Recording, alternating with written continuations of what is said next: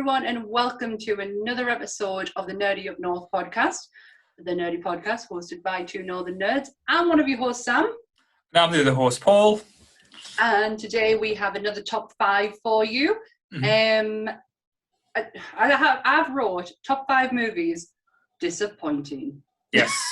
So it was a difficult one because we didn't want to make it too negative, but we've talked a lot about what we love. So I thought it would be a good one to spin on our heads and think films that we wanted to love and kind of didn't, it's either why we didn't get the meaning of them or it just flat out didn't work for us. Mm-hmm. So I thought, like I say, it wasn't even my idea, to be honest. It was my wife, Nick's idea. Thank you, Nick.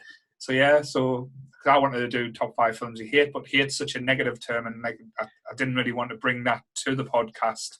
And it's hard to talk about things you hate as well, though, because I don't think there's any films I would say I do. I hate, because I would normally turn it off and not finish. That's the thing if I'm not enjoying it. That's me. If I don't like it, it gets turned off. Prime example, Sherlock with Robert Downey Jr. I got 10 minutes into it and I went, nah, can't do it. Turn it off. There is one film in this that I will always, it's not on my list, but I will always and forever despise this film. And it was The Cube. I effing hate The Cube. I remember watching it buzzing because it looked like proper gory horror. And I was quite young at the time, and I was like, yeah, let's do this. And I was like, oh, what am I watching? Oh, I hate that film so much. And they're doing a new one. They're doing a new one this year. Right. Oh, well, if you hate it, it can only get better. That's the only thing. There's 5 of them, you know. There's 5 Cube films. Oh, well. How there was even one, I don't know. Either concept, the idea of it is just so bad. Yeah, I'm sorry if anyone likes it. I just really don't. So we're going to kick this off with you, my dear. Certainly. So I'm going to go with my controversial one, because we have done it. I've thought of films that I've really wanted to enjoy, or that I thought, or someone's told us that it's amazing, and when I've sat down and watched it, and I've just not got. So this one's a bit controversial, because by all means, everyone who sees this film tells me how good this film is, and I just don't see it. I don't get it. I've watched it a few times just to try and get it. It's got an amazing cast. I'll give it its due. It was out in 1994. The Rotten Tomatoes scores for this was 92%. So quite not a bad score. It starred Samuel L. Jackson, John Travolta, Uma Thurman, Bruce Willis, Tim Roth, Ving Rhames, and was directed by Quentin Tarantino. Pulp Fiction. I cannot get away with this film. I know it's got some notable quotes and memorable lines. Like I do love the whole Samuel L. Jackson when he's quoting Ezekiel, and when him and John Travolta's talking about burgers, but the whole just fitting things in and not doing it in the right order, just to me just seemed like a mess. You really put that out there. Yeah, so I went there for the first one to be a bit controversial. Like I say, like the look of the film and like the marketing and the poster had me all over. Like I should have loved this film, and I never could get away with it. Yeah. Wow, I'm shocked. I am really shocked, and I'm going to be really honest. Up until a couple of years ago, I finally watched the thing all the way through. I've owned this film in many different forms. I have watched it a million times, but I never got past when Uma Thurman gets brought back to life. Yeah. I would always either turn it off, fall asleep. I would never, up until recently, I have not watched it all the way through. Wow. Yeah. You went there. Oh, you really went there.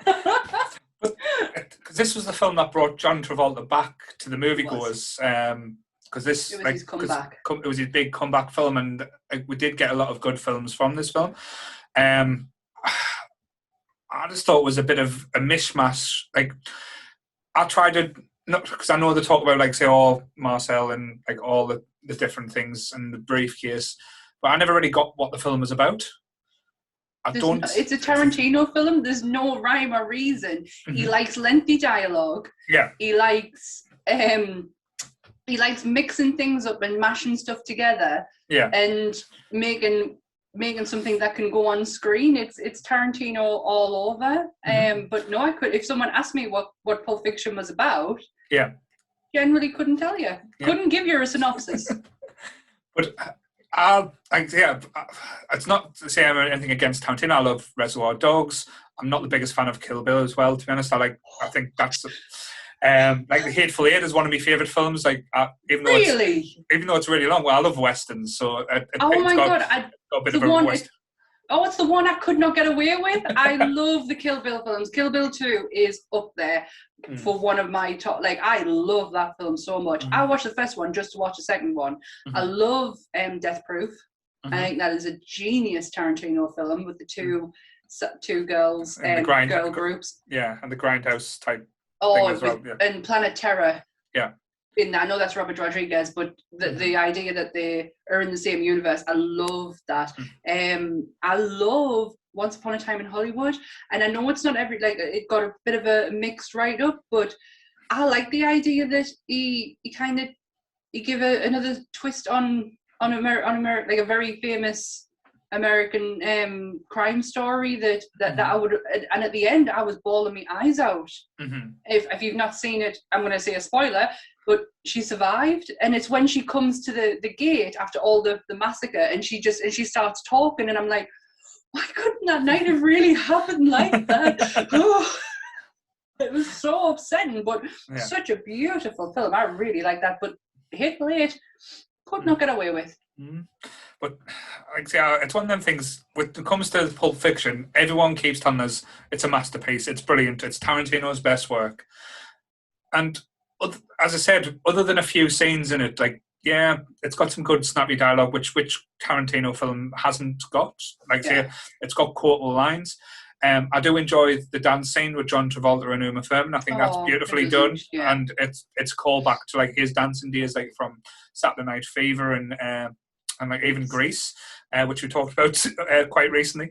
But I just don't get it. It might just have passed me by. It might not be my taste, but Pulp Fiction. That was probably my controversial pick for the choices today. Wow, that was a bold move for your first choice. You really, really set the bar there, didn't you? Some of them go to awful places, so don't worry. That's just even in a high place there. Well, my list I found this week really difficult because, like Paul, there's not a lot of films I hate. If I don't like it, I'm just going to simply turn it off. But most recently, there have been some bummers for us. Some that I was really looking forward to. And I'm going to go with my first pick was one I was really looking forward to. It's from Blumhouse Production, so I'm all over this. It was a psychological horror. I'm in it. It scored 56% on Rotten Tomatoes. That didn't even I always look at the scores on Rotten Tomatoes, and that didn't even bother us. It came out in 2019, and not even the main star Octavia Spencer could save this film. It's Ma. Right. I was so looking forward to this film. The trailer made it look so creepy. Yeah, I remember the trailer come out because it was a Halloween release, was it? Or around about Halloween? Roundabout, yeah. Yeah, because the premise, from what I remember, cause I'll be honest, I'd never watched the film. I saw the trailer. But where this creepy woman starts hanging about with some kids and then blackmailing them or tricking them into doing stuff that I don't know. It's exactly that. She's a loner. She befriends a bunch of teenagers, and because they think she's cool, because obviously she's an adult and she can get adult alcohol and stuff, she becomes the cool kid. And it's in the trailer for it made it seem like it was going to be really fucked up, really messed up, and it was so flat. Right. So flat, and there was just everybody made the worst decisions. The thought process behind it all was terrible. Juliette Lewis is in it. Right. Not even she could bring us round. And I love Juliette Lewis, but not even her. She could. It was so. I just remember feeling at the end, huh? Yeah. Do you not feel like that was a lot of the Blumhouse films that's been released as of late? It felt a lot of them has been, because I know they had quite a bit of success in the early days, but now it seems to be like churning out like rushed. This is the problem. Yeah, well, this is the problem with the horror industry, isn't it? That they get a good traction going because they're taking it slowly. And then all of a sudden they're like, oh, right, well, we've got to do this and this and get it all out now. But it doesn't work. And I really had high hope. Like, Octavia Spencer is phenomenal. Amazing. But even she was just, like, there was nothing, like, I was expecting Kathy Bates style, like, psychotic. And it didn't even reach that level. I hate when you get that with the horror film, when it just goes bland or boring and just goes to the generic formula. As you said, people making bad decisions that you wouldn't make.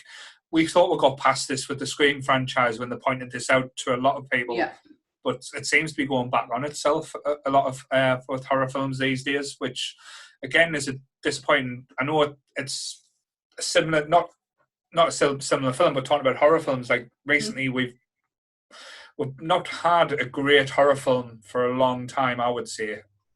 Since, well, probably the new Halloween that came out. That was exactly where I was just about to say. Yeah, the new Halloween really did set a new bar for, I would say, not just horror, but the slasher genre. Yeah, because that felt new, even though it's old. Yeah. It's an old idea. It's an old character. It still felt fresh, and I put that down to the writing side of it. And take the source movie seriously as well, though. That's the thing. A lot more thought went into it. I totally agree. I think, horror is one of them genres where it has its like its peaks and then its lows, and when it has its lows, it really has its lows. Because then you get the likes of Jason in fucking space. Like, careful, there's a lot of people that love Jason. I know. I'm sorry. But I completely agree with what you're saying, because the only thing that's worrying me a little bit now, because I know Netflix has just done that great trilogy that's come out of nowhere, the Fear Street. Have not seen the last one, right. But holy mother of God, that has been so good. Yeah. So good. It feels like an absolute, like, I know it's set. Well, the first one's set in our time, but it still felt like a nostalgia fest. Yes. Like, it felt like I did when I watched Scream. Yeah, it touched on all the different elements, and when it goes for the parts. But the only thing that worries me is that is going to be a mega hit. Like I say, it has probably done. Again, is that going to mean we're going to get churned out the same stuff? Because I know straight away Amazon Prime announced, I think it was this week, I know we're talking about more, but they've announced they're going to do a TV show about I Know What You Did Last Summer. So, so it's kind of like, are we getting, like, say, it's always the same when something's successful in horror, they kind of jump on the bandwagon and we get lesser type of things. And like, I know, same with the Blumhouse, because if you think about the Purge films as well, a similar type of things. The first Purge film was decent. Brilliant. Really good. No, I really enjoyed it. I thought the idea and the concept of it was phenomenal. I was like, yes, one day where you could just go out and just, purge the world of shit. I thought that was genius. I love the casting of it was brilliant. And then the second one and the third one, the TV show. And it's like some things are left with just the one. Yeah. And I'll put this down to the likes of Ricky Gervais. He knows when to stop. Yeah, when to walk away. So The Office, you'll notice his series only have 2. And I think the exception is going to be his Netflix one, which is getting a 3rd series, because he's only ever done 2 series for any show that he's done, because he knows when to just that's it. I tell a story's over with. We don't need any more. Yeah. And horror don't do that. Like, it's such a like. I just get so annoyed with it, but I'll watch it. That's my problem. I'll sit and watch it. Yeah, I've been quite selective with some of the films. Like when we saw the trailer for more, we put it on the list to watch, but we never got round to it. I would say it's up to like interpretation with Ma, because I spoke to one of my close friends the other day, and I'm going to get on to her if she's not listening to this, Suzanne. She watched it and she actually really enjoyed it. She never picked up on some of the stuff that I did. I don't know if my just expectation of it was so high, because I really was like, it's outside of like superhero films. I find it very hard to get excited about up and coming films. Yeah, and I really got on board with this. Like I was watching all the promotional stuff for it and like any red carpets. And then as soon as I got a chance to watch it, I was like on it, and it was just. No, I completely agree though. It's a hard one as well, because when they do the promotion, problem is with trailers these days, they normally show you everything that's in all the good bits in the film, and that kind of leaves you a little bit as well. I hope that's not the case with the new Halloween film, because Jesus Christ, there was a lot. I think we genuinely saw all the kills in that trailer. I don't think there's anything else left out.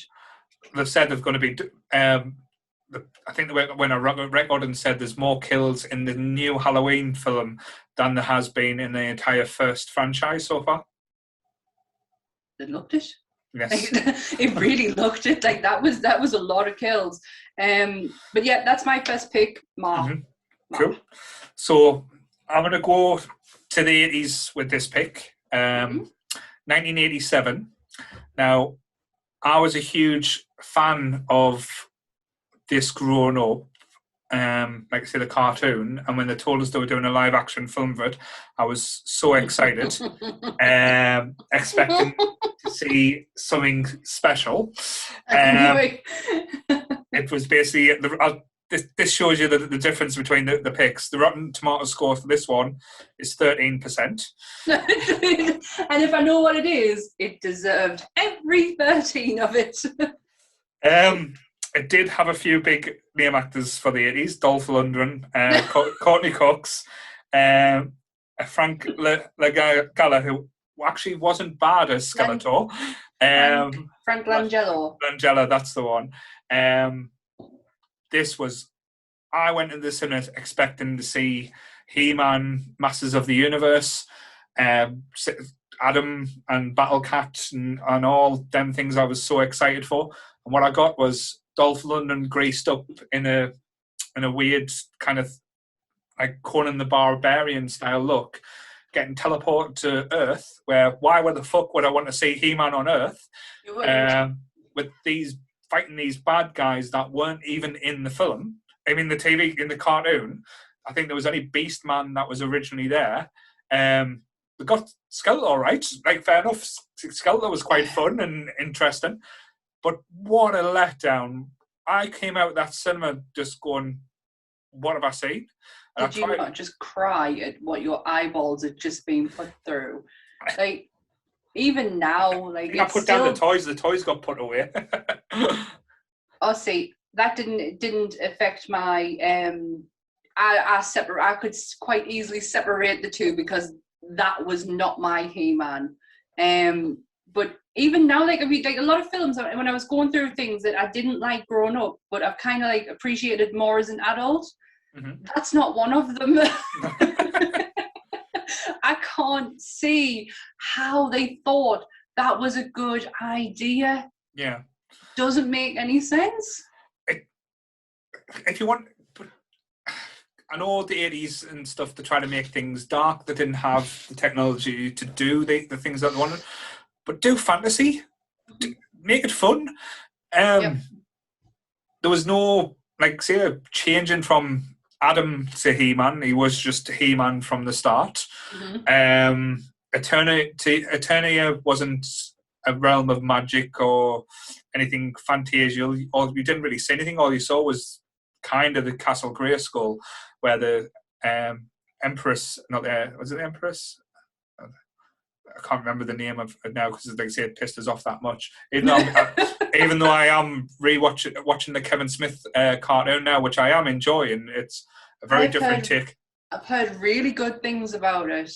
I think a lot of fanboys are butthurt because the main character is not He-Man, which I think surprised a lot of people, but it is a very female voiced TV cartoon, which I think's absolutely brilliant.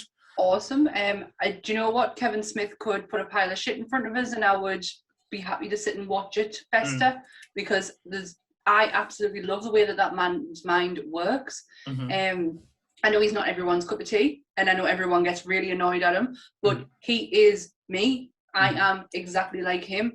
If I get excited, regardless of how old I am, I will be excited about what I'm excited about. And he is like, he honestly helps, like, God, I don't want to make this sound really cheesy, but he really does help with how I feel when it, like, of defending stuff that I'm into. Like, I'm nearly 40 and I'm sitting in a room that has a Jar Jar Binks bust. To the outside world, people will be like, what the hell is wrong with this girl? But thanks to, like, the likes of Kevin Smith, I'm okay with that. Yeah. I like the fact that I have a Jar Jar Binks head. I know Paul doesn't, but I have a Jar Jar Binks. But that's for different reasons. I like the fact that you love Jar Jar Binks. It's just I don't like the Jar Jar Binks. I would never judge you for having it. That's the thing. I really can't wait to watch his new He-Man. Yeah. I'm so excited. I'm just waiting for me and Ant to have some time together because he's really working hard at the moment to sit and appreciate and watch it together. My only complaint about the cartoon, again, it's just a little thing. Sarah Michelle Gellar as Taylor is a bit flat. Her voice doesn't really change that much. She doesn't really have the greatest range. If you think of Buffy and Scream 2, and I Know What You Did Last Summer, she's very much a one note. She did really well. She's in the Clone Wars. No, she's not. She's in Rebels, Star Wars Rebels. And she got quite a good response from that. But I tell you who is the standout, though. Lena Headey as Evil Lynn. Headey as Evil Lynn. Absolutely brilliant. Another reason I love The Purge for is because Lena Headey's in it. Going back to the travesty that was He-Man. I was trying to like get past it.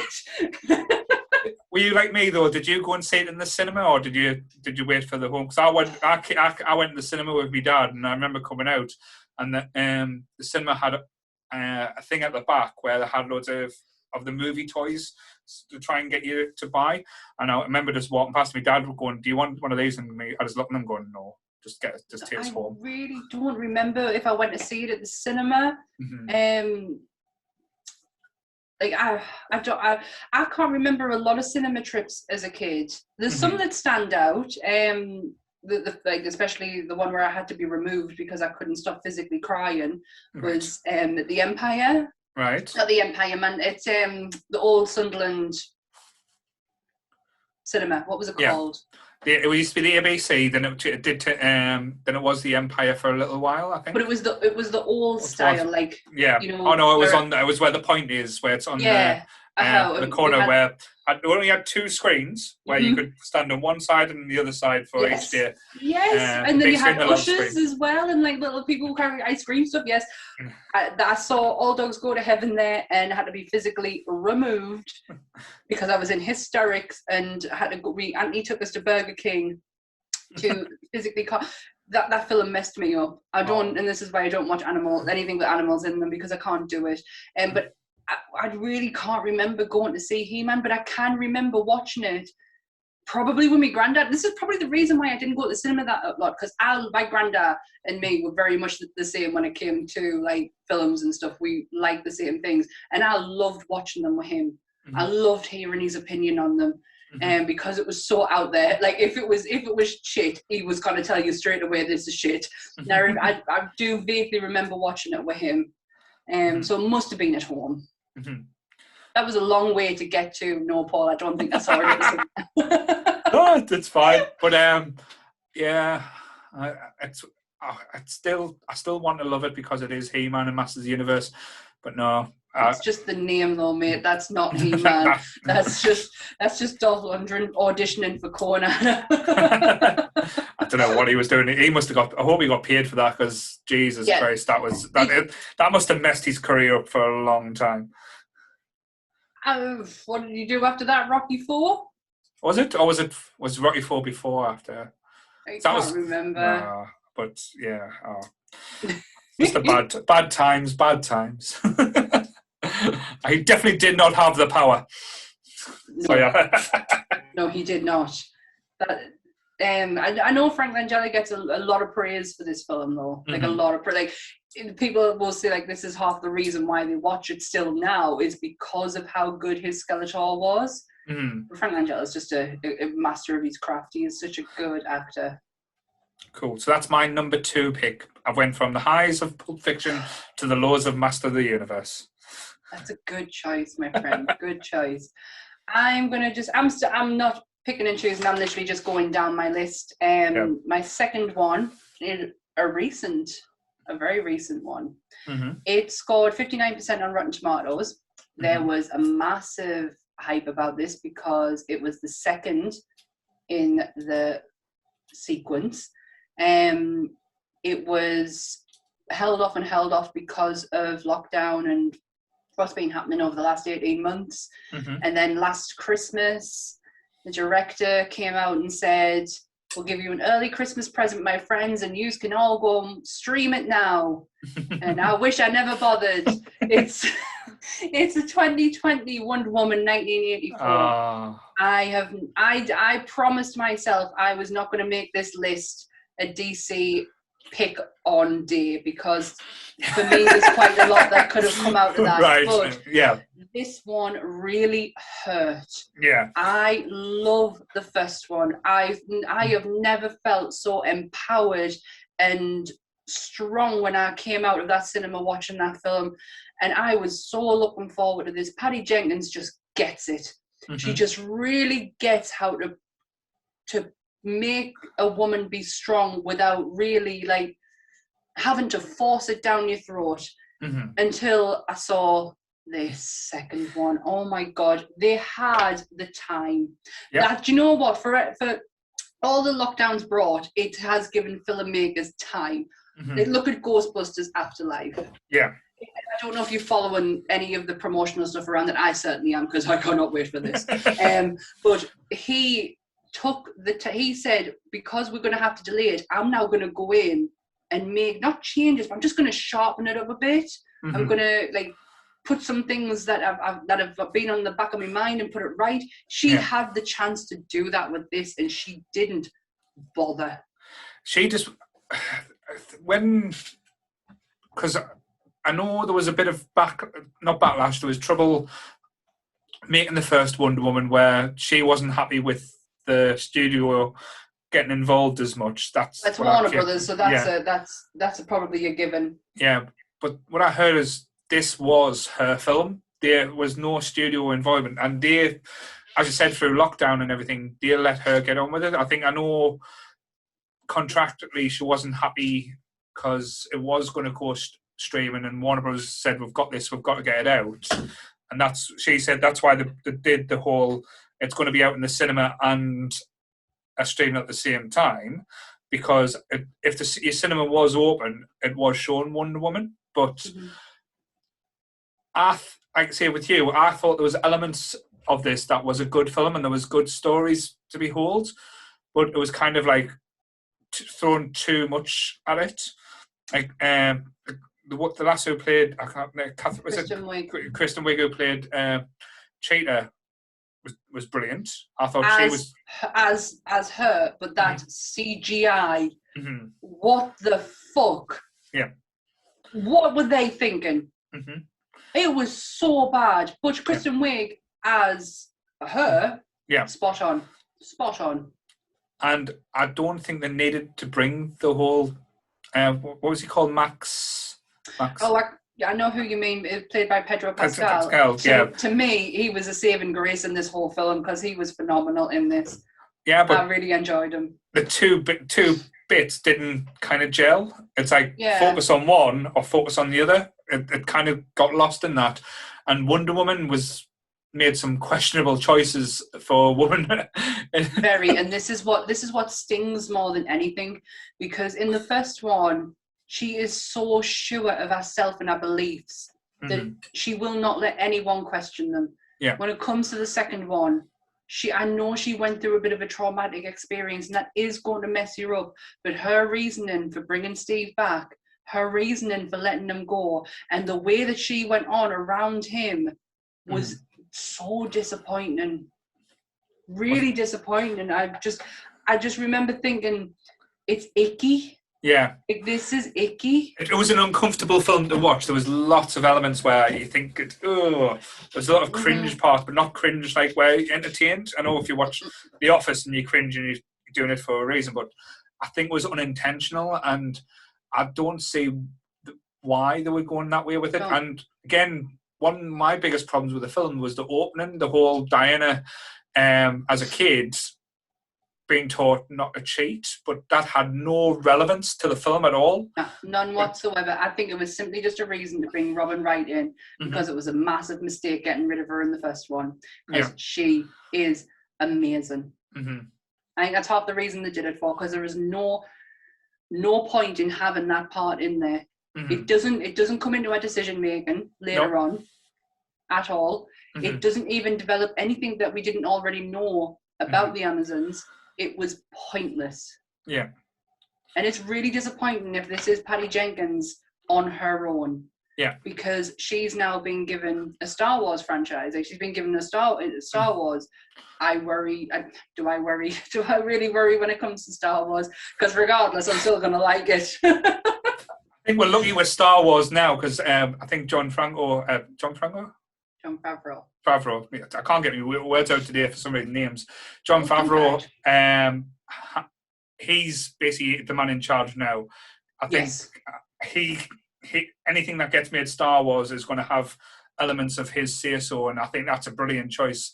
So even if it's her film, I think he'll be heavily involved with either the story or... I really, really hope so, because Jon has really turned that franchise around. Yeah. And how did we not know that he would do this, given he is the reason we have Marvel the MCU. Yes, he is the reason we have the MCU, because they took a chance on Pete from Friends and let him go and do an Iron Man movie. Because let's be honest, if we were going to start a Marvel franchise, why would we start with Iron Man? Yeah, we wouldn't.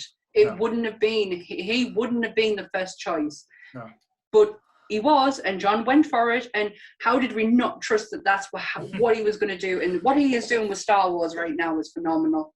Really phenomenal. But let me get back to Wonder Woman a second. See, that's the thing I don't want to, because I watched it, and again, I was so bitterly disappointed. I know it's not probably a film. As a DC fan, Wonder Woman isn't really aimed at me. I don't think I'm the target audience for Wonder Woman, but I still enjoyed the first one. I thought, like, say, the aspects and like the messages you got. With this, it was just all confusing. Like, you don't even know if the bad guy's really that bad, or no, because he had a heart. He really did have a heart. Yeah. I just remember when I came out the cinema for the first, because at the time I was working for another comic book website, and I remember coming out the cinema and just having this rush of, holy shit, if I feel like this at this age, how the hell are little girls feeling watching this? Because it was so empowering.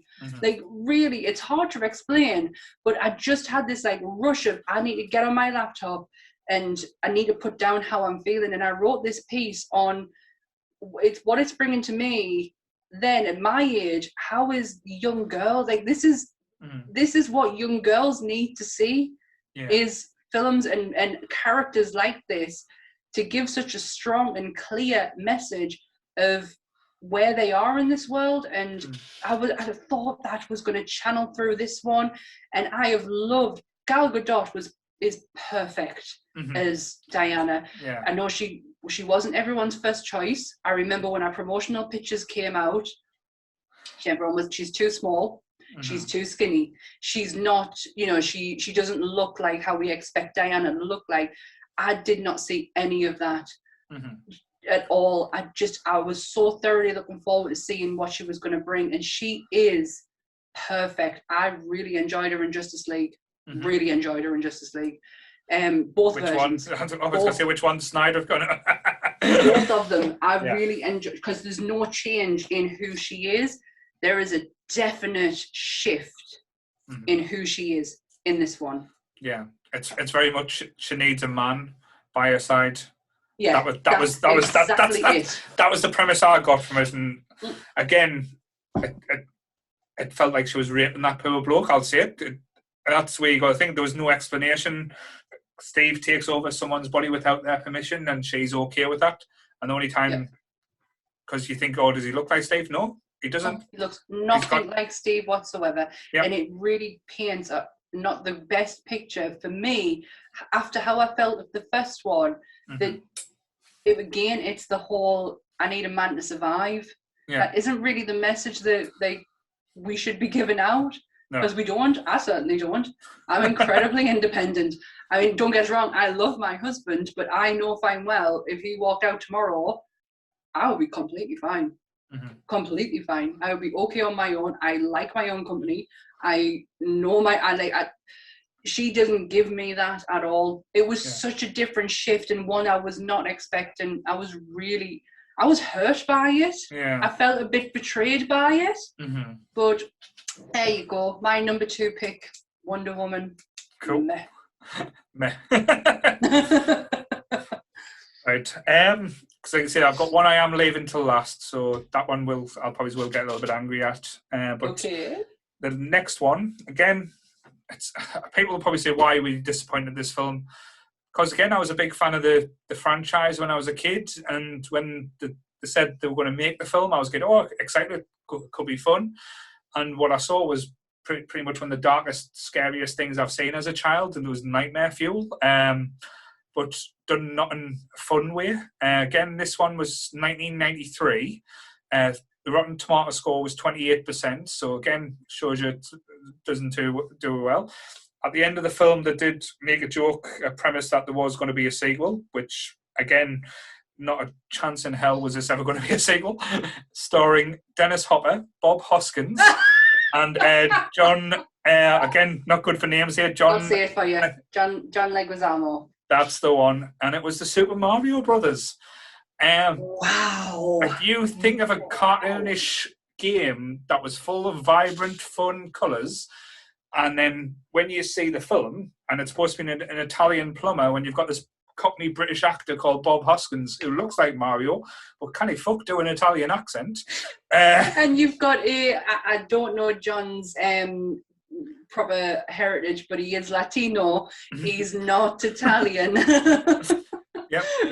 And Dennis Hopper just being this weird thing. I wouldn't even know what to call it, because the performance is just, he must have been on a lot of drugs. That's all I can say when he was playing Bowser, because he was supposed to be playing a giant dinosaur human hybrid, because that's what they said this in alternative worlds was.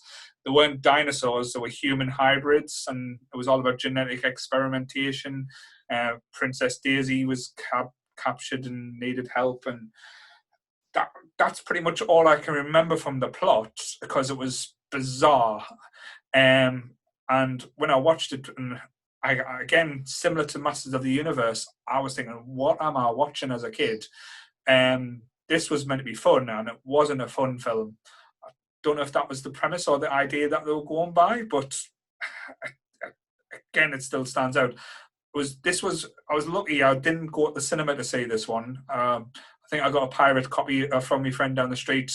This was again during the whole pirate VHS is when a lot of the films were getting released, when someone was in the back of the cinema with a camcorder. Did you used to get a guy come round in a van to rent them out?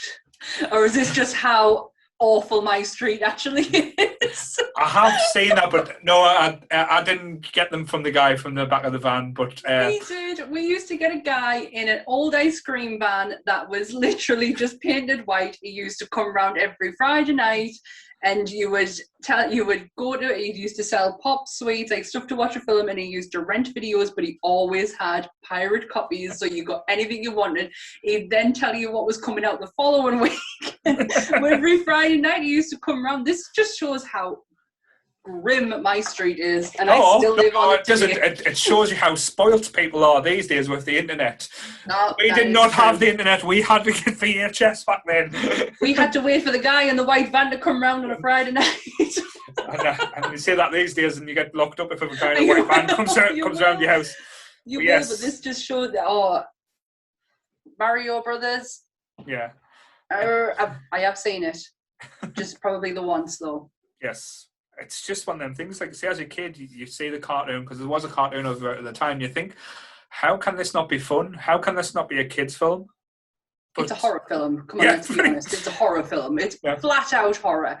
That I remember Dennis Hopper, but like for all I've not seen it for years, I've obviously seen clips, and I watch a lot of Watch Mojo on YouTube. It always comes up when it's like the worst film or the worst characters.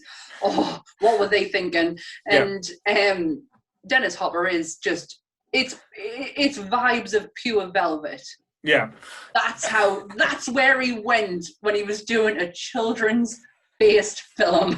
So I remember, there's visions in my face because when I searched, like when I was doing searches for the films for this list, I searched Super Mario, and the one of the images that pops up, and it still makes us feel uncomfortable now, is Dennis Hopper, eyes wide, white, bulging eyes with his tongue, but it's a dinosaur tongue going like all the way, like proper licking, and it's like, but it's like long, and it's what's going on? And it's like, and like what they called the little Koopas as well, who used to be the little turtles and stuff that used to Mario used to fight, or Gumpas they were called in the films. It used to be this tiny, huge, little heads. Yeah, huge bodies and tiny heads. I don't know if it was like a joke in there or something like that, but again, it was bizarre. I still don't understand. Again, if someone can understand the storyline, please send us a message and explain it to us, let please. us know.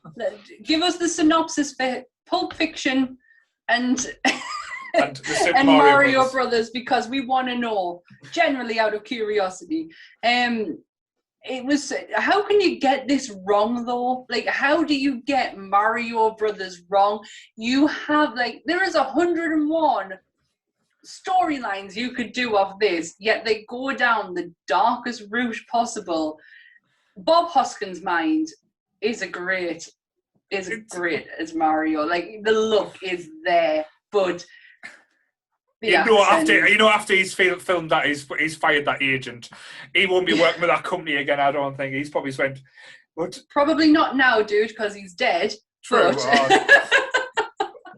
But at the time, yeah. But I remember at the time as well.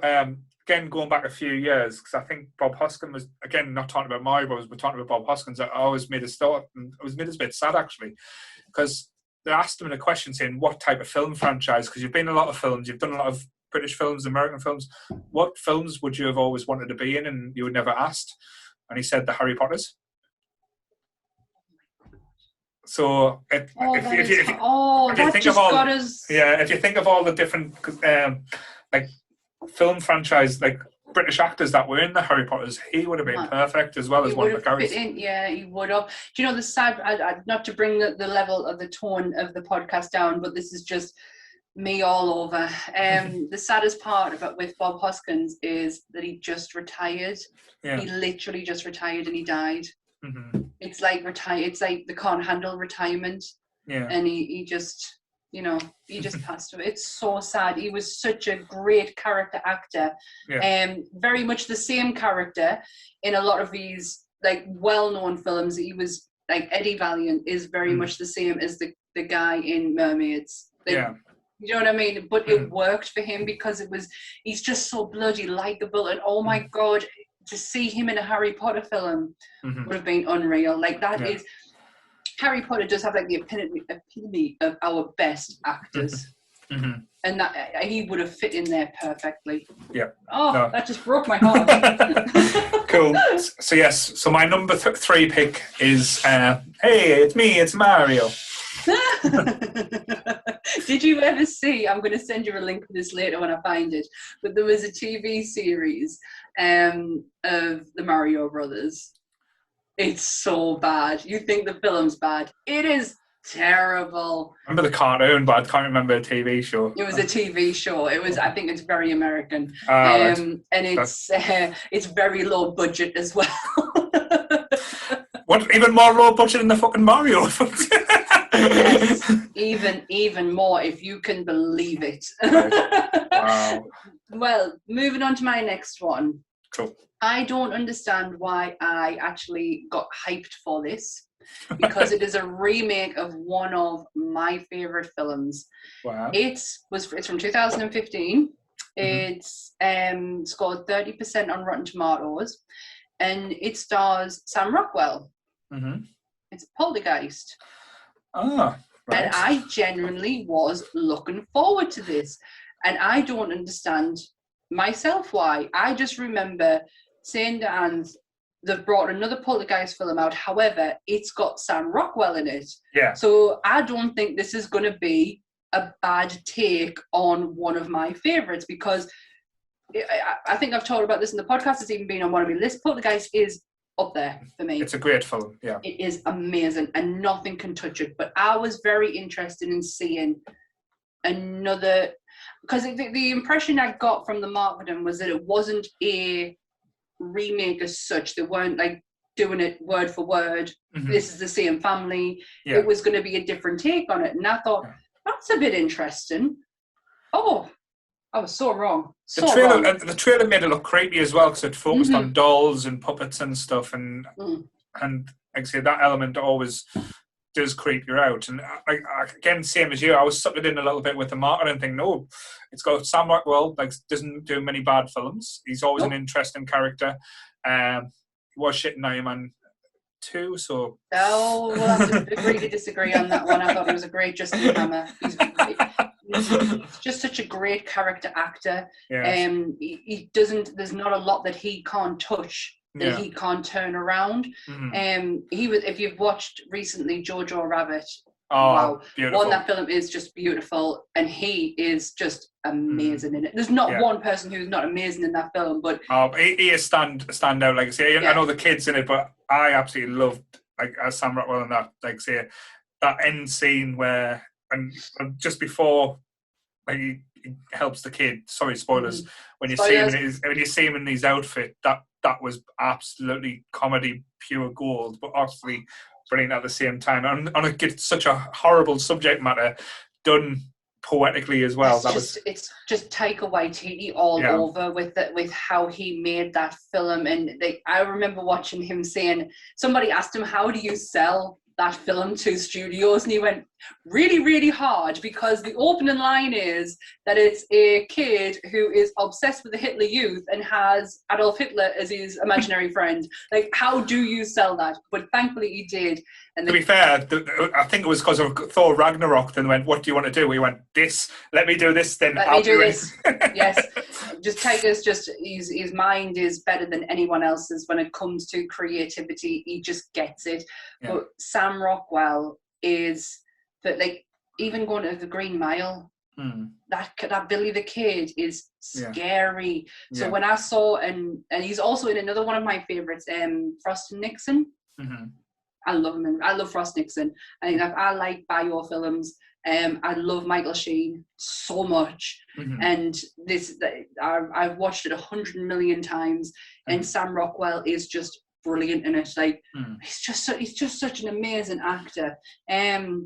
But it just didn't work in this. No, I think, and that sounds really weird. The premise of a scary film, it has to have scares, and this wasn't scary. No, it wasn't, and I am petrified.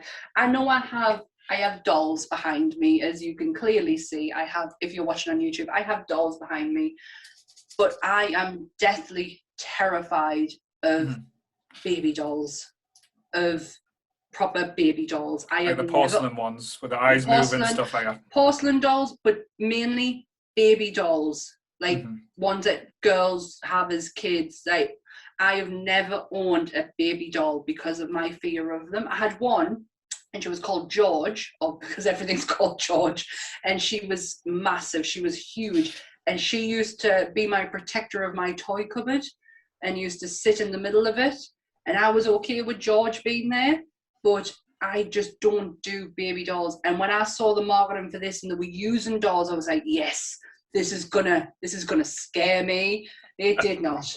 It really, really did not. No. I just remember at the end going, like, yeah. Like, what have I just watched? Like, I can't get this time back. I can't really Magic remember Mike all over again. I think I've watched it about 2 or 3 times. I still can't remember stuff from it. That's again shows you how I think when you talk about remakes and films that they brought out, Poltergeist was always a hard one to touch as well, because I know they had sequels. Even the sequels weren't that bad. Again, the first one was always going to be the classic one, but with this, it just didn't feel new. It didn't feel inspired. No. It just felt like painting by numbers. Yeah, exactly, and that's not how it came across on the trailer. Yeah, and that's half the reason why I got behind it. I am not a fan of reboots. Yeah, and redos, and especially when it's something that is very close to my heart. But I give it a chance because of the trailer, and I was thoroughly looking forward to watching this. And it takes a lot for me to get hyped about films. Like, really, and I showed him the trailer for this. Like, I have to show him the trailer for things, otherwise he'll go, I'm not interested.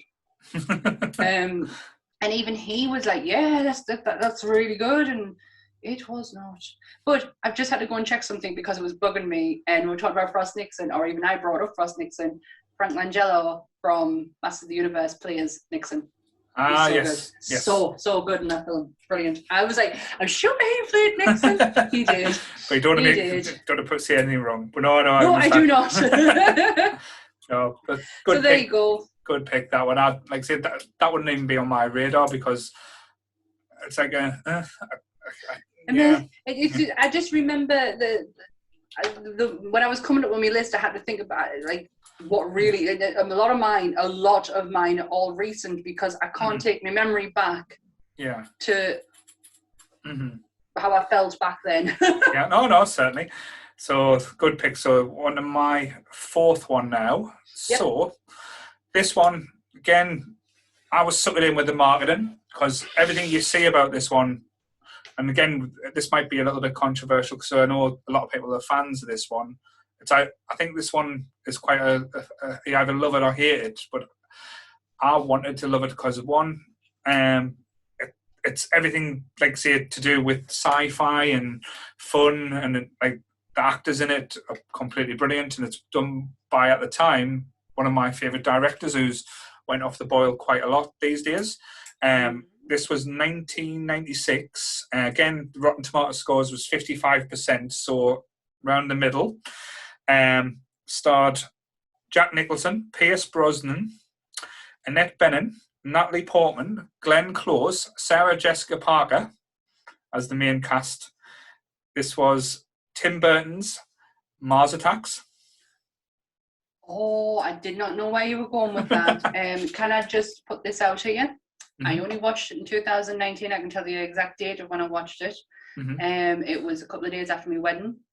It was because I was babysitting my mum's dogs, and it was on Netflix, and I put it on, and I don't get it. Yeah. Don't get it. Nope. Don't get the hype. Don't get the hype. Don't get the film. Actually, couldn't tell you what had happened in it. I'd watched it, but yeah, don't get it. Everything they did when they were bringing this out, like the marketing looked amazing, looked all sci-fi. The aliens looked fantastic, and they had robots in it as well. And just like it had a very, trying to think of the word. What was it? The Tom Cruise War of the Worlds feel to it as well. But when it came out, it was just a one-note joke of like all the silly. Like was just saying, let's see who can be the silliest. The cast weren't really dialed in for my liking. I thought they just weren't really there. I know Danny DeVito did do well. He played himself being stupid. Jack Nicholson looked bored any scene he was in. And it's like A Few Good Men. He looks bored in every scene he's in that one as well. That was supposed to be the Jack Nicholson look. Possibly. But the thing that got me as well, I know everyone, the jokes that the aliens go, but they didn't even put subtitles, so you don't even know what the whole conversation is. So you never get that side of the story, which to me was a complete missed opportunity. I know it was probably intentional. It was supposed to be thrown there, but I would have thought it would have been a more interesting thing for get the idea of why the aliens were there, why the aliens were doing what they're doing. I know it's like taking over the world and shit like that, but why were they doing that? Was something happening on their old planet, or they a race of invaders? I just wanted it to be fun, but it didn't feel fun. And again, no, it's not. It really isn't. Yeah. I got mocked by Carolyn when I told her that I really don't like this. But do you think that Tim Burton and Quentin Tarantino have a lot in common when it comes to filmmaking? Like, they have some really big hits and then some really big Possibly. I know they've got such a loyal fan base. Like some people are obsessed. Definitely. Burton, and I know for a time anything that Burton did couldn't really miss the mark. He was like a money-making machine. I know lately some of the films have just been unwatchable, like say the Alice in Wonderland and the Willy Wonka remakes. Yeah, I get the Willy Wonka one, but actually, and I know you pulled this on the Facebook group the other day, and so I think, was it Nick who said Alice in Wonderland from Tim Burton? I thoroughly enjoyed the first one so much that the tattoo that I have on my left leg that I started in 2013 and is still not finished. I'm really sorry, Beth, but I will be getting on to you shortly about it. Is inspired by that, because I have two Alice in Wonderland tattoos. I've got one on my right leg and I've got one on my left leg. My right leg is from the Disney cartoon, and it's the puff of blue smoke. Yeah. It's got "Who are you?" written in it. And my other one is inspired by that. So I really, really enjoyed it. And I also have another Burton tattoo on me as well. I do it's right there. Anyone on YouTube? I've had that for years. I got that on my 20th birthday. It's the Voodoo Girl from his short story book, where she has a heart full of pins, and anyone who comes close to her, the pins get tighter. So there you go. But it's because like Tim Burton, as people know, like I've always been a fan of his earlier stuff. Like say Beetlejuice, Edward Scissorhands, always like say some of my favourite films. But this again, I went in with such high expectations because it was around about the time where Burton was pulling out the hits. There was like I thought it was going to be dark. Well, he always does dark and colourful in his own way. But when you think of a film that you want to think sci-fi and enjoyable, you think it should be fun. It just maybe it wasn't me. I just didn't get it. I just never got the sense of humour. But looks-wise, I think it looks beautiful. I think there's aspects to it that does look amazing. But it definitely has his style and take to it. But no, it wasn't for me. And again, I came out the cinema really disappointed and a little bit confused and saying, "Was that it?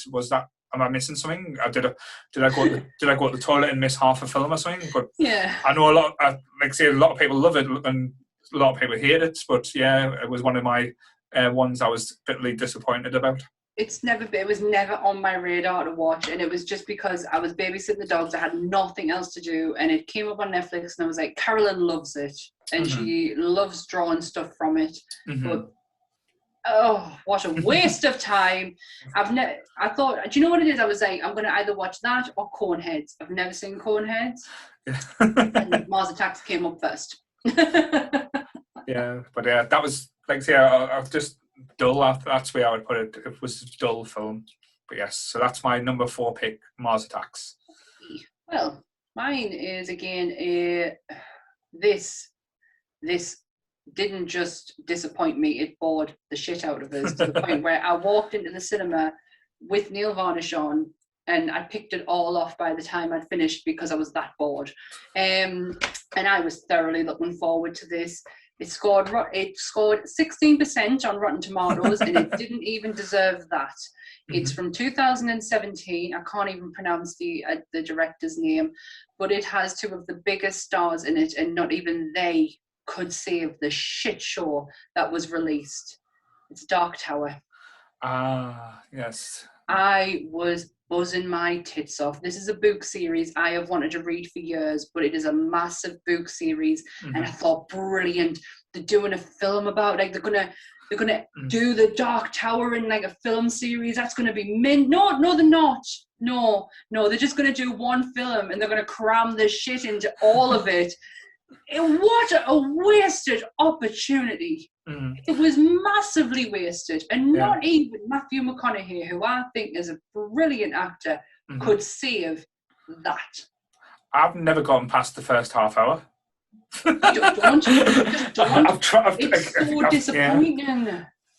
I've tried watching it a few times. Like I had the comics, the Dark Tower comics, and like I say, I was a big fan and think, no, it's going to be like say it had Idris Elba in as well, who's absolutely fantastic and everything. Like say, I'm obsessed with him and Luther as well. That is one of the best TV shows I've seen in a long time. But yeah, I just wanted it to be good and wanted it to be something that was special, and it just seemed to be just crammed. One note, and it's very crammed. It's like they've got so much source material. This is Stephen King. Like he spun this. Yeah, he can tell you what a room looks like within a couple of chapters. Yes, you have all of the material to go with, and I remember thinking, this has got to be a series, even a trilogy. Like it's got to be, because you can't fit all of that into this. And I really want to read it, but I thought if a film comes out, then I don't really. I've got a better idea of it. And oh wow, I just was bored out my tits. Like I took my nail varnish off. I was like looking around at everyone else. It didn't captivate us at all. Oh, no. It was so boring and such a missed opportunity. And when you see a film with Matthew McConaughey, say he's made some shit films, but he's always entertaining in it. Because he's a character actor, and I think my turning point with Matthew, like he's my friend. Matty is when he did Dallas Buyers Club. Yeah. And ever since then, he just has been making smart choices. And Dallas Buyers Club it's a masterpiece. It is nearly 10, 15 years in the making.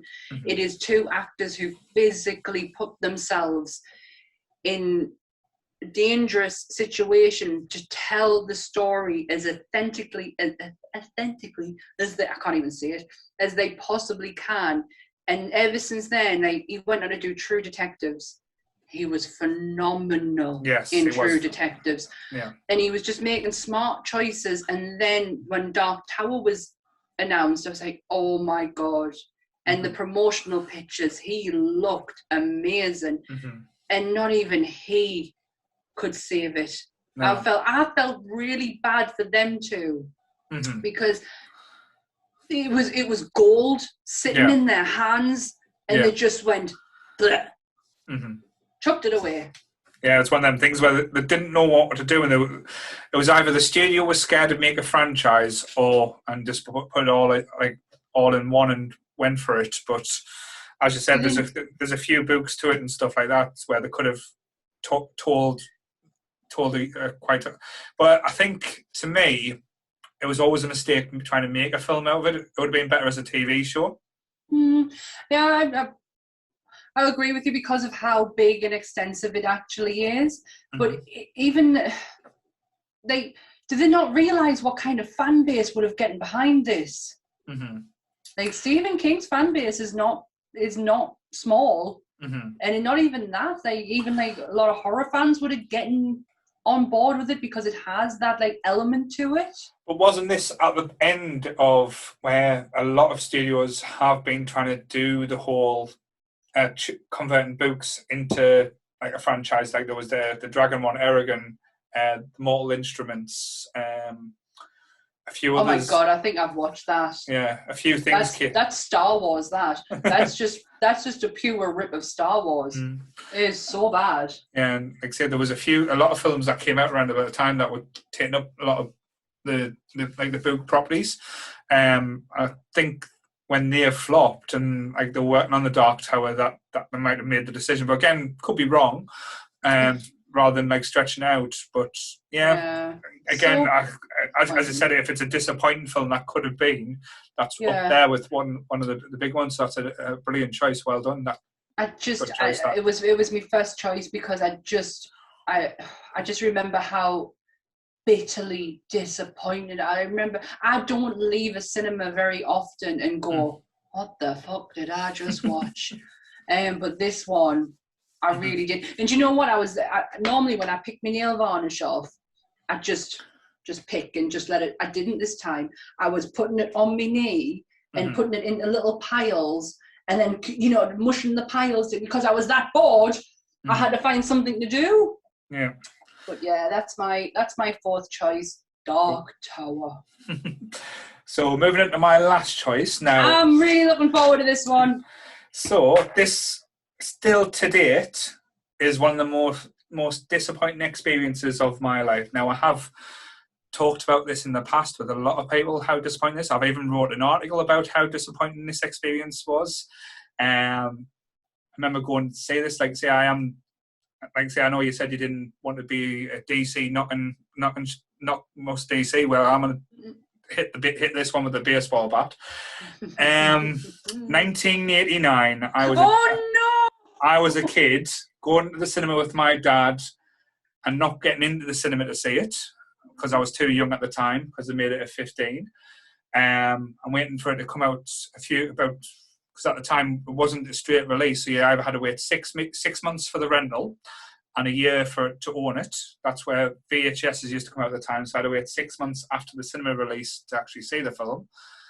And I was always the biggest fan of this, and still am to this date. He was a decent Bruce Wayne. He is a decent Batman. Michael Keaton was good in it. But if anyone says that Jack Nicholson was the best Joker, we are not friends. Because he was not the Joker in Tim Burton's Batman. He was a gangster. The Joker and Batman do not fight over girls, which is the most ludicrous idea I've ever known in comics. I've never seen a Joker obsessed with money or power. That, again, is the biggest bullshit I've ever seen in TV, in Batman folklore. Fair enough, Jack Nicholson looked the part. Was he manic? No. Was he scary? No. It was all about that. And fair enough, make Batman dark, make a thing, but that was not a comic book film. And again, slating one of my favourite directors again, Tim Burton, and this did make a lot of money. It still got 7.1% Rotten Tomato. Fair enough, I'll give it due. It has got one of the better looking Batmobiles. But that was my biggest disappointment in ever seeing a film, and I still watch it today and thinking, I don't get it. Like, Batman Returns is a good Batman film because it's fun, it's jovial, it's got characters that live up to the stereotypes. But fuck me, I hate this film. I have never, in how many episodes, heard you talk with so much disdain about something that I know you love more than anything is Batman. Mm-hmm. Wow, you sounded angrier than me when I went off on Game of Thrones. Yeah. Wow.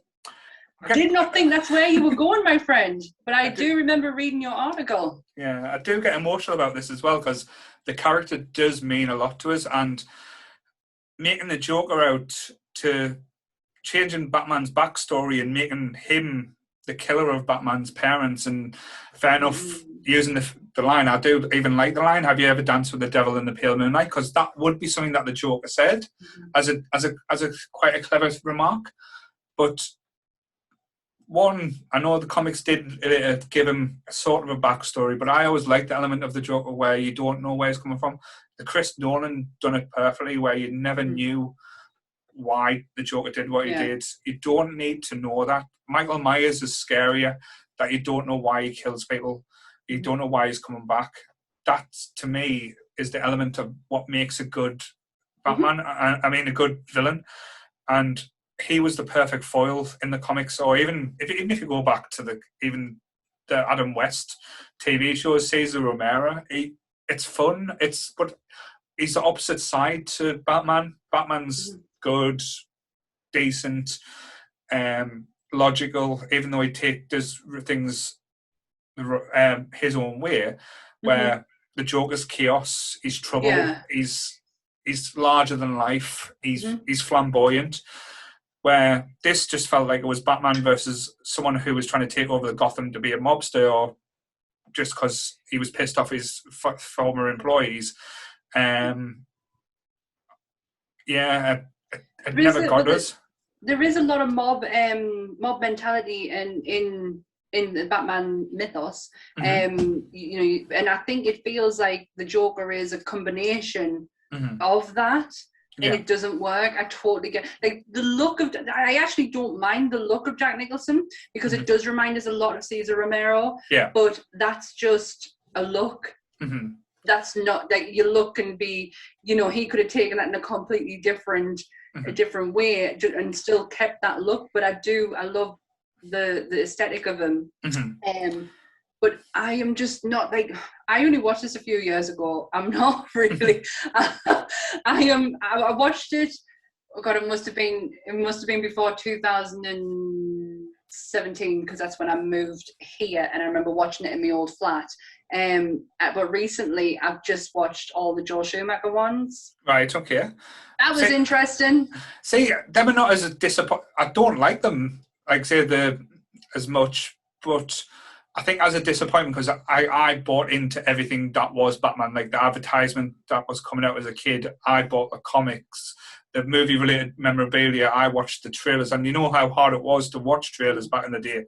You had to wait for it to be on a TV show, like the Jonathan Ross show. Or, oh my God, when Jonathan Ross used to do the movies, the movie reviews. I don't think it was the movie, because it was before the movie reviews, because it was Barry Norman at the time. Yes, oh my gosh. but the trailers that came out for Jonathan Ross, they used to have a show on Channel 4 that used to be played on a Friday night, and they used to show the movies that were going to be released like in the next few years, because like that was when I first got introduced to like the Freddy film. Not Freddy, it was Freddy. What was the one where Freddy's Dead? It was number 6 or number 5? Number 6. It was like, I can't remember. It was the one that gave it actually some budget before the New Nightmare. I'm not really a big Freddy fan. Yeah, it showed like where Jonathan Ross showed these like trailers, and that's where you used to have to try and watch them. Like I say, I bought all the sticker albums just leading up to the film come out, and again with us being too young and fancy making a Batman film that was 15 for kids at that time as well. I know you want to have an adult feel, but it didn't make sense. And then the whole aspect, and like say Joker being, I like art, but I like dead things art. It's like I don't get it, and I still don't get it to this day. It doesn't feel right. And I know, like as I said, the mobster mythology does have a big part in Batman, but use it for Falcone, use it for Moreno, exactly. Use it in people that's there. That's thing where the Joker plays these people. Yeah, what Nolan actually did was give you that mob side to it, because that's the criminals in the Batman universe is they're iconic, like, and they all deserve their own bit to shine. They don't need to amalgamate them into just one. What was I going to say? I'm forgetting, as always. Completely forgetting. But no, I'd say, again, going back, I still like Michael Keaton as Batman. I think he's a good Bruce Wayne. Is he the Batman who can't turn his neck? Yes. He was one that always made a joke about when he fought, he had to go, like, keep his neck straight. So when you ever see him like throwing a kick, his whole body stays in one place, so he's like going like this. Yes, and his leg goes up. That's right. But they did a lot with that. But yeah, I think because when I watched it as a kid, I still remember to this day, and like say I've wrote an article about it. It's on the Nerdy Up North website if you want to have a look. Even though I am going to look to revamp that website soon. But it comes from a personal place. And again, I didn't mean to get as angry as I did, but it's just because I don't hear the tone a lot. You don't. Yeah. There's a lot. You don't get angry as easy as I do, and the tone was totally different. It's such a different perspective though, because I've read a lot of stories and heard a lot of people say this was the turning point for them, was when this Batman came out. These are like Batman fans, and one of them was Kevin Smith. And he said it was the turning point for him, like that. But it's what it was his gateway into a proper Batman. So at the time, he made friends with Walter Flanagan, and he wrote a full page like essay saying this is why I love Batman. And when Walter read it, he went, "No, you don't love Batman. You love Adam West. This is Batman." Yeah. And it was just about the time the film was coming out, and then he was given a stack of real Batman comics to read.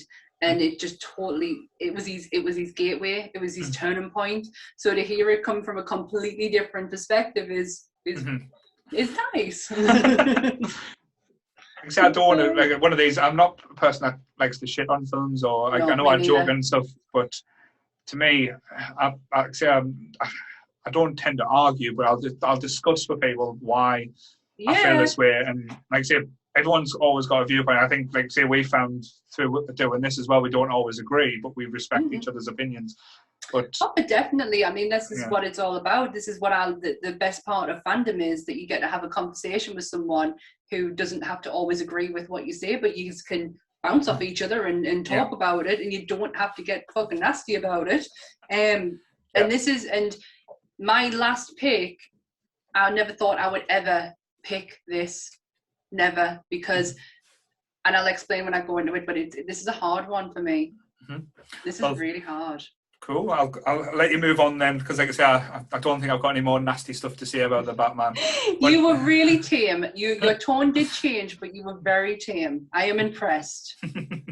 But this one, my last pick, I never thought in a million years I would ever use it, but when I was really thinking about it, it is the one film out of the franchise that made me rethink how I look at this franchise. And this franchise means the world to us. It's everything to us. It scored 90% on Rotten Tomatoes, and it came out in 2017. I feel so sorry for the director. He doesn't deserve half of what he got. It's Star Wars: The Last Jedi. Right, okay. And it's not for the reasons that everyone thinks. I'm not a Kathleen Kennedy hater. I'm not a Rian Johnson hater. I think Rian tried to do something different, and it just did not pay off. No. I remember I went to see this the midnight show, and I dragged my mum, my sister, Carolyn and her brother were there. It was just a great night. And I remember coming out of it, buzzing. Like, my mum was buzzing. She was like, I remember this is how I felt when I saw it originally, like the was it 1974 one, like I remember this is how I felt. I'm like buzzing my tits off, and I was right there with her. I was like, yeah, this was great. Like, and then I remember sitting down with Carolyn, and the more I was talking, the more I realized I didn't really like it as much as what I thought I did. Yeah. And it's really down to the fact that for the first time I sat and watched a Star Wars film, and I had to think about things. Yeah. And I had to think, why are they making these decisions? Because you could cut that film down to 20 minutes. Yeah. If their decision making went the way it should have. I talk about the decision to not tell Poe what she was planning on doing with the ship. Why did you need to keep that a secret? That's not secretive. All because you want your hero moment. Yeah. The scene in the casino was not necessary. The scene with the whatever them dogs were, please do not give me cute creatures and have them be tortured. I don't need to see that. That really broke my heart. Don't need any of that. Rose was a poorly written character, and who got very very disrespected in the third one. I like the third one more than this one, but very disrespected in the third one. She should, you know, she didn't deserve that after, like, say, because I think my biggest problem with these is, again, I totally get where you're getting from as well, is when they brought out The Force Awakens, I thought, this is interesting. This is turning in a new way. But then when you've watched the other two afterwards, you realise they did not have a fucking clue where they were going to go with this. I'm gonna slightly disagree with you. Mm-hmm. I really like The Force Awakens, but The Force Awakens is a carbon copy of A New Hope. Mm-hmm. It's a carbon copy. There's very little difference. The second one, he tried to do something different. He tried to take a risk. He tried to change the norm of what you expect a Star Wars film to have, and unfortunately it just fucking backfired because of the decision making he did to do that was not bold enough, and it wasn't strong enough, and it was really disappointing how he got to where he was going. The end scene with the kid in the ring, it means nothing. It means nothing, but you made that the end closing of Star Wars. I love Star Wars. There is a lot to take in when it comes to the Star Wars franchise, and I cannot believe we are this amount of episodes in, and this is the first time we are sitting talking about this franchise. True, but it shocks me. I have purposely kept Star Wars out of the lists as well, just because when we do sit down, we are going to have. I think definitely. That's going to be the ones where we have about 3 or 4 parts. Definitely. I couldn't not do this list without bringing this into it, because it's hard to describe, because I really want to like it. There are elements in it. Like, I love Laura Dern's character. I think she looks phenomenal. She acted phenomenal, and she was so brave in her decision making. But why would she not tell them what she's doing? Like, it makes no sense. There's just a lot of flat bits in it. His idea of trying to do something not on brand, that's the only way I can describe it, because Force Awakens is on brand. Yeah. This one is not at all. I think with this one as well, like, it did bring up elements that I like the ideas of, I find out more about, but then they just never touched on, like the whole arms dealer, where it deals with basically the rebels and the Federation. I thought that was an interesting take. Like, who is, like, say, because you never think about the middlemen or the people who's not involved with that type of aspect. But for me, again, I know what you're saying about the first one being quite, I wouldn't say a carbon copy, but close to A New Hope. Maybe that was just a strong word choice. It's good. Like I say, but it doesn't mean I don't like it. I really do that, and I remember watching that. Well, me and Carolyn went. I didn't go. Carolyn went to the midnight showing for that one. I didn't. I went a few days later, and then we saw it in 3D. God, I remember when we watched it in 3D. We had a kid sitting behind us, and he would do nothing but talking and asking questions all the way through it. And I said to Carolyn, if I hadn't seen this right now, I would have turned around and spoiled the ending for him. I really would have, because he just kept going, "Who's Darth Vader? Is that a lightsaber? Why is Darth Vader done this?" And I was like, right, that's it. I'm telling him. I'm fucking telling him. I'm absolutely sick.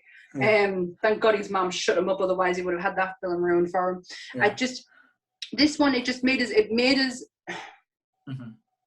it made me question a lot of things about what I'd seen. And I was so sure of myself when I left that cinema that I thought, I was like, I really love this. And I remember getting a lot of shit off my sister, because me and Carolyn at the time were doing our own YouTube channel, and we reviewed this, and my review was different to what I said when I came out, and my sister called bullshit on us. And I was like, she said, "Are you doing this because it fits in with the conversation you had with Carolyn?" And I was like, no, because now I really, you're so wrapped up when you come out of the cinema, that you're so wrapped up in what you've just seen. It's a Star Wars bubble, though. That's the thing. When you first, because you get excited into it, and it's not like, say, a normal franchise where it's a film, but where we've grown up with Star Wars, we've lived Star Wars in a way. Say, we have general days where we go back and watch films, and like say, I've recently watched, like I said, the new ones with Nick again on during lockdown. We had it on the big screen in the front room. That's amazing. But what I like say, because I know when they announced J.J. Abrams was going to be part of the trilogy, but then for some reason not directing the second one, that again was a bit strange when you hear things. It was, and the decision making towards it as well. What got me again, just to go back over the point, I think when they made these films, they had the idea of a trilogy. They had the idea of certain characters and where they wanted them to be throughout the film, but story-wise, they did not have a clue on what they wanted to take. Definitely, I agree with you on that one. And then when they made the second one, they made the mistakes that they went, shit, we shouldn't have done this. We shouldn't have killed off Luke Skywalker the way we did, which could have done a different way. Or, like say, I know Harrison Ford had issues and said, right, this is my last time. I'm not putting on the vest after this again. Harrison's such a... he just flips and flops because he wanted to die at the end of... oh my Jedi. God. Jedi, he wanted to die. When he goes in the Carbonite, he said, that's it. Kill my character off. I'm done with them. So when it came around to Force Awakens, he went, right, really, kill me off. Mm-hmm. I want Solo to go out. I don't want to be able to return again. Mm-hmm. But they did. They got him to return again. As a Force ghost. and which makes no sense. But I did not care that it didn't make any sense because for the time... we need to have a proper sit-down conversation about this because I don't want to upset anyone by that being a choice, and I don't want to upset anyone without really having to think about what I'm saying. I just remember I don't think you have to worry about upsetting people. Like I say, this is your personal choice. This has always been the top fives.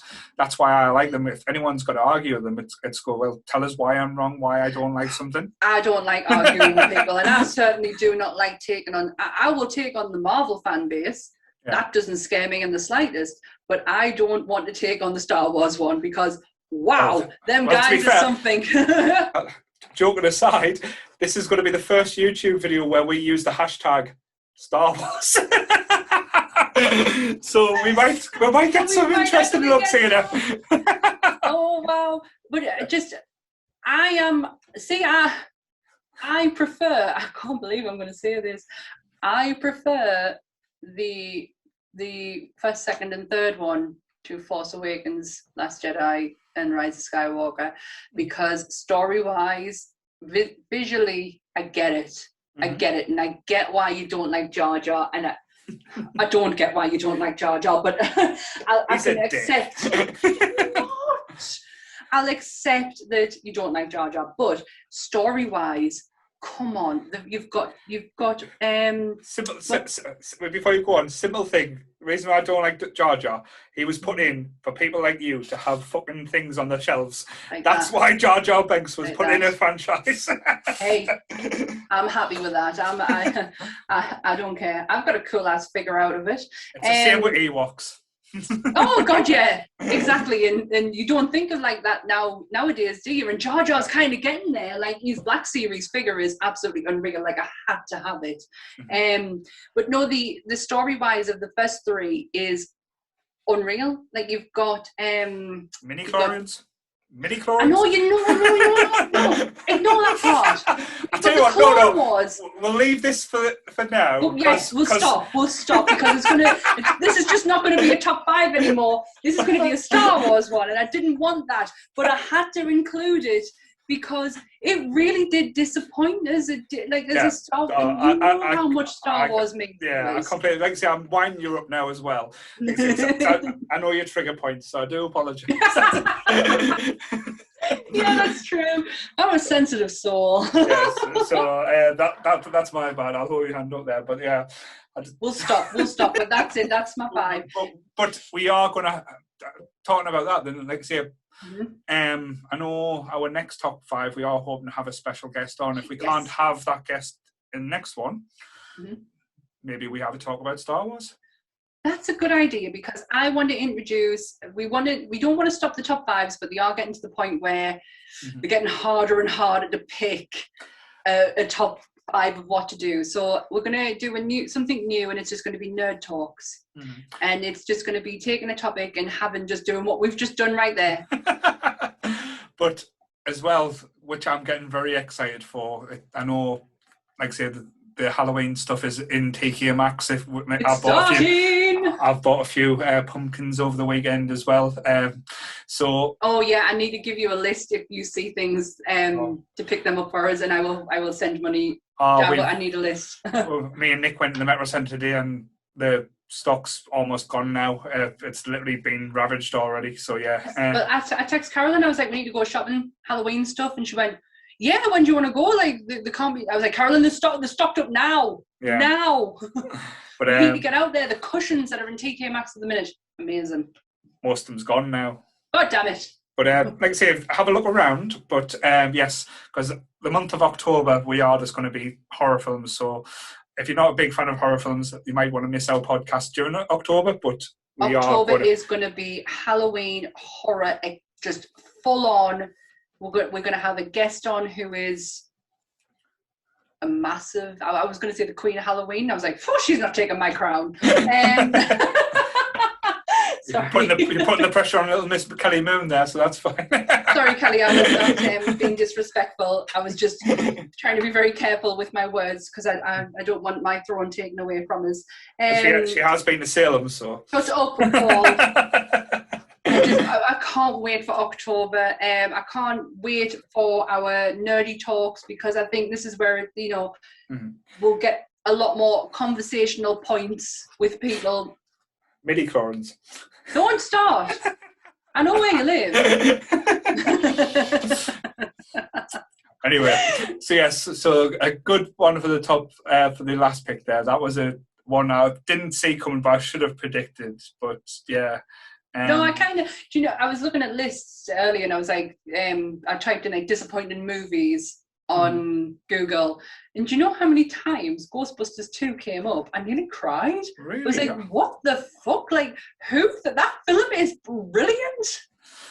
Don't you pull faces? No, I love it. That's why I'm confused. Oh, thank God for that. No, like for me, like disappointing films, like it was easy to think about because, like I say, I've got bad memories of going to the cinema or getting excited for films. Other films, like I know I mentioned, was like Tim Burton's, like I say, Alice in Wonderland. I know you liked it, but to me, it felt wrong. Charlie and the Chocolate Factory. Just think aesthetically, it looks lovely. Like it's got some lovely colours, and that's the inspiration I was going for was that kind of colouring, like them purples, them blues and greens. I try to stay away from the Marvel Universe as well because again we'll have discussions there because I know, like to me, Iron Man 3 and I think that was obvious. That was an obvious, and that's why I didn't go with them too. Because if I was going to put a Marvel film in, it would have been one of them too, and I just thought that's too obvious. I wasn't disappointed in them. I was just highly pissed off, and that was not the top 5 of what pisses you off. It was disappointed. Very much so. But yes, well, like to be fair, I went there with Batman, so that maybe I should have looked at something different. But yes, that was disappointing. But yeah, I've enjoyed that. Like I say, it was good to take a different aspect. I hope you guys enjoyed it too. Remember as well, we've got a Facebook group that's growing every day. We're up to 2,600 members now, which is absolutely mental for a little ragtag group of people from the Northeast having a bit of banter about movies and comics, TV shows, books, or even food that we're talking about at the moment. And it's just grown into such a lovely community. I have time for every single person on there. It's just beautiful to watch it. I love it. And I love all of you, everyone getting involved, and just great. Warms my heart. But yeah, it's like I say, it's the Nerdy Up North community on Facebook. Please give us a search, find us. Like I say, we've got an Instagram page again that's grown. It's just me sharing random shit. So hope you enjoy it. It's again Nerdy Up North. Please follow us on YouTube, just iTunes, Spotify. We are, like I say, found on most places just by searching Nerdy Up North. I did mention before I am looking into redoing the website, so hopefully keep an eye on that soon. But yeah, hope you've enjoyed, and like I say, Sam, it's been a pleasure. Same bat time, same bat channel for next week. No worries, well, take care and stay nerdy, everyone. Thank you. Bye. Bye. Nerd, nerd, nerd, nerd, nerd, nerd.